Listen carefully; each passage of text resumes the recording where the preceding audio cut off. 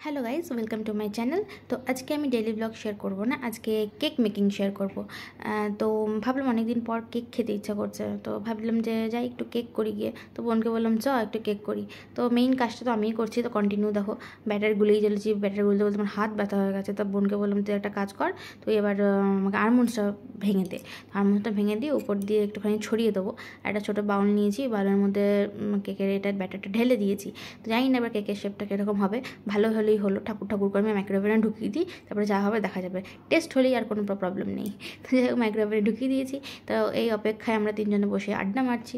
আমার মেয়ে তো কন্টিনিউ কুস্তি করছে আমার সাথে। মেয়ের একটু শান্তি নেই, মানে শরীরে একটু শান্তি নেই, সারাক্ষণ শুধু কুস্তি করবে। তো যাই হোক তিনজনে মিলে এখানে আড্ডা মারতে মারতে দেখলাম হয়ে গেছে। তো যেই বার করেছি ভাবলাম কি একটু গোল্ড হয়েছে, ভালো হয়েছে। ও বাবা দেখি শেপটা একদম যা ইচ্ছা তাই হয়ে গেছে, তেরা বেঁকা হয়ে গেছে। তো যাই হোক মা বললো ভালোই টেস্ট হয়েছে, খেতে অসুবিধা নেই। তো ঠিক আছে চলো আজকের মতন এখানেই দিই, পরে দেখা